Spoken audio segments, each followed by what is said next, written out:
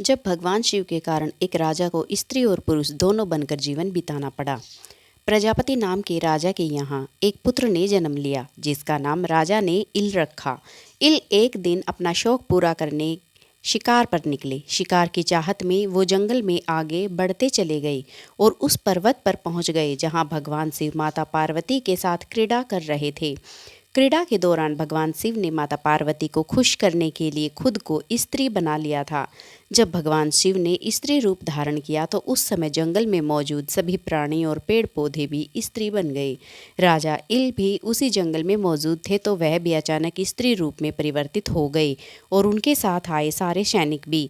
राजा इल को समझ नहीं आ रहा था कि क्या हो रहा है। वो अचानक से स्त्री कैसे बन गई। उन्हें खुद को इस शवरूप में देखकर बहुत बुरा लग रहा था। तभी उन्हें पता चला कि भगवान शिव के कारण वो सब स्त्री बन गए हैं। तब राजा इल और भी ज़्यादा चिंतित हो गए, क्योंकि अब सब कुछ भगवान शिव के हाथों में था।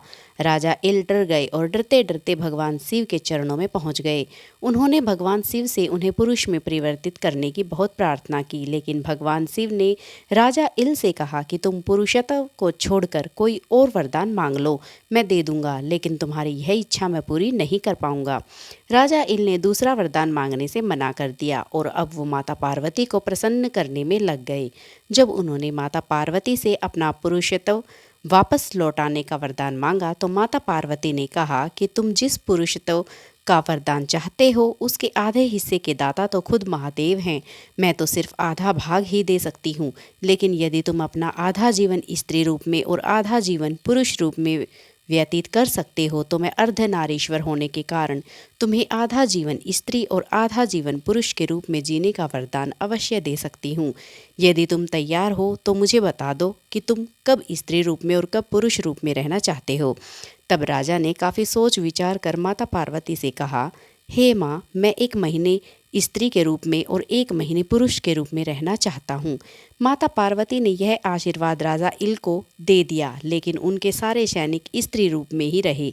माता पार्वती ने यह भी कहा कि जब तुम पुरुष के रूप में रहोगे तो तुम्हें अपना स्त्री रूप नहीं याद रहेगा, और जब तुम अपने स्त्री रूप में रहोगे तो तुम्हें अपने पुरुष रूप का कुछ याद नहीं रहेगा। इस तरह राजा इल एक किन्नर के रूप में 1 महीने पुरुष इल और 1 महीने स्त्री इला के रूप में रहने लगे। दोस्तों, आपका हमारे चैनल पर आने के लिए धन्यवाद, और अगर आप हमारे चैनल पर नए हैं तो हमारे चैनल को सब्सक्राइब ज़रूर कर लें ताकि हमारी हर कहानी आप तक पहुंच सके।